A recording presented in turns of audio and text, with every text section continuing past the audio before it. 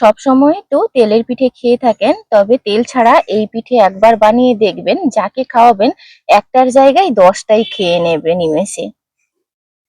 পিঠেগুলো কত সুন্দর, মানে জালিদার হয়েছে আর নরম তুলতুলে, এত সুন্দর খেতেও এত অনবদ্য। আপনারা সত্যি কথা বলতে যাকে খাওয়াবেন এই পিঠে কিন্তু একটার জায়গায় 10টাই নিমেষে শেষ হয়ে যাবে। কত সুন্দর হয়েছে ভেতর থেকে। নমস্কার বন্ধুরা, আমার চ্যানেলে আপনাদের সবাইকে স্বাগত। আপনারা তো বিভিন্ন ধরনের তেলের পিঠে বানিয়ে থাকেন সাধারণত, তো আজকে আমি তেল ছাড়া এই পিঠেটি বানিয়ে দেখাবো। খুবই সহজ পদ্ধতিতে মাত্র 10 মিনিটে বানিয়ে নিতে পারবেন। এই পিঠে কিন্তু একটার জায়গায় 10টাই খেয়ে নেবেন নিমেষে, এত সুন্দর। চলুন কিভাবে বানাচ্ছি দেখে নেওয়া যাক। এখানে কড়াইতে 1 বাটি জল দিয়ে দিলাম। জলটা গরম হতে থাকুক, ঈষৎ উষ্ণ গরম জল লাগবে। আর এখানে আমি একটা 10 টাকা প্যাকেটে সুজি নিয়েছি। এখানে নিয়েছি দই। দইটা আমি ফ্রিজে রেখেছিলাম, বরফ হয়ে গেছে। এই যে দেখুন, দইটা কিন্তু বরফ হয়ে গেছে। 2 টেবিল স্পুন মতন আমি দই নিয়ে নিলাম এখানে। খুবই সামান্য এখানে লবণ দিয়ে দিচ্ছি। আর দিয়ে দিচ্ছি 1 টেবিল স্পুন চিনি। কড়াইতে যে আমি গরম জল বসিয়েছিলাম সেই গরম জলটা নিয়ে নিচ্ছি।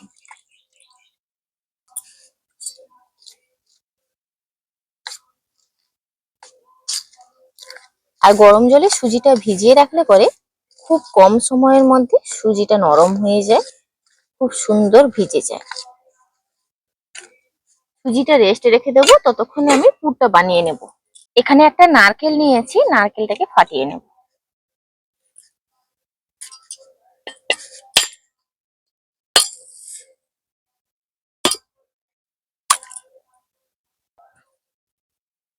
নারকেলটা আমি কুড়িয়ে নেব।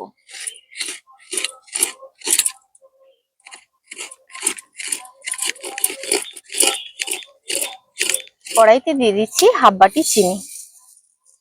এখানে আমি চিনিটাকে ক্যারামেল করে নেব। আপনারা না চাইলে কিন্তু নাও করতে পারেন, এমনি পুরটা নরমালি চিনি দিয়ে বানিয়ে নিতে পারবেন।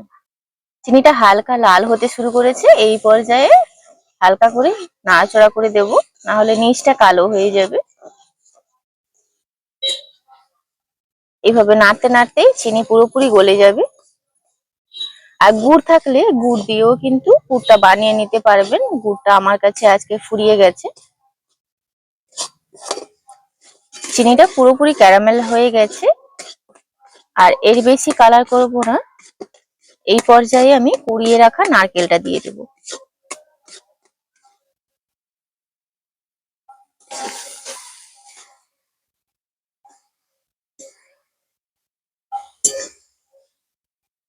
একটুখানি জল দিয়ে দিলাম।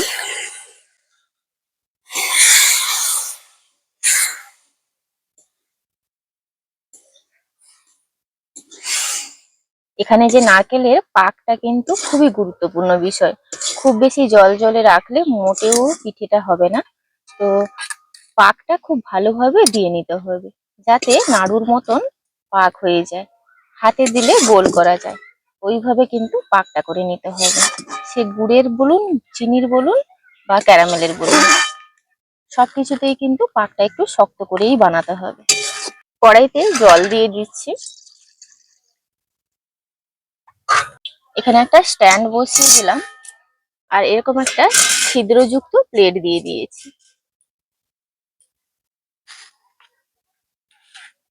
এখানে দেখুন সুজিটা কিন্তু ফুলে গেছে।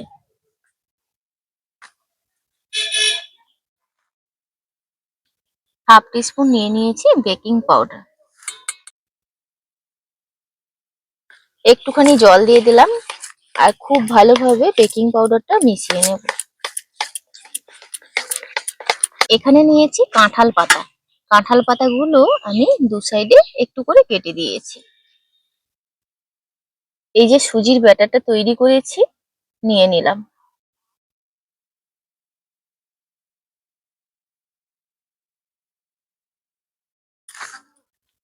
আর এই যে পুরটা বানিয়ে রেখেছি, একটু হাতে এভাবে লম্বা করে নিয়ে নেব মধ্যিখানে। এইভাবে মধ্যিখানে নিয়ে নিয়েছি। এবার দু সাইড থেকে এইভাবে মুড়ে নেব, এইভাবে সরাসরি কিন্তু এই প্লেটে দিয়ে দেব।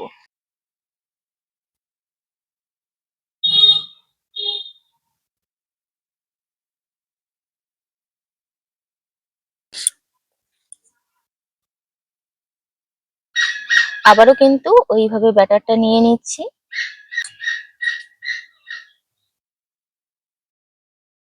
ওইভাবে লম্বা করে নিয়েছি, পুরটা মধ্যিখানে নিয়ে নিলাম, দু সাইড থেকে এইভাবে মুড়ে নেব।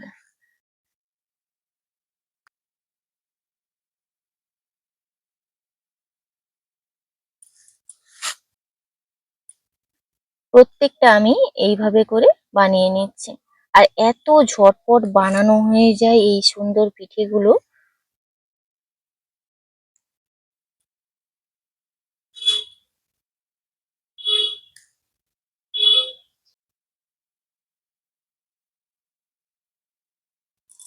এইভাবে চারটে নিয়ে নিয়েছি, ঢাকা দিয়ে দেব।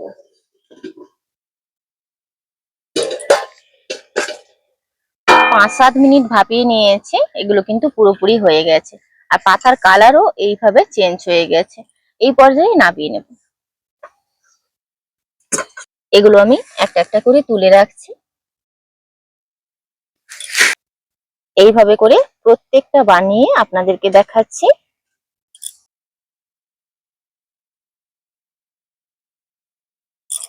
সব পিঠেগুলো বানিয়ে নিয়েছি, এবার আপনাদেরকে দেখাই যে এগুলো কত সুন্দর হয়েছে।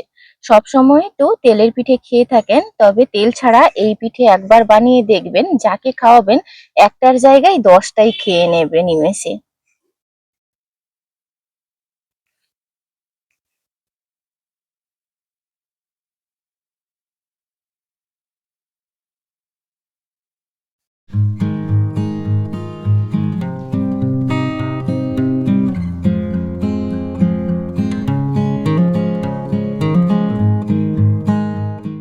পিঠেগুলো কত সুন্দর, মানে জালিদার হয়েছে আর নরম তুলতুলে, এত সুন্দর খেতেও এত অনবদ্য।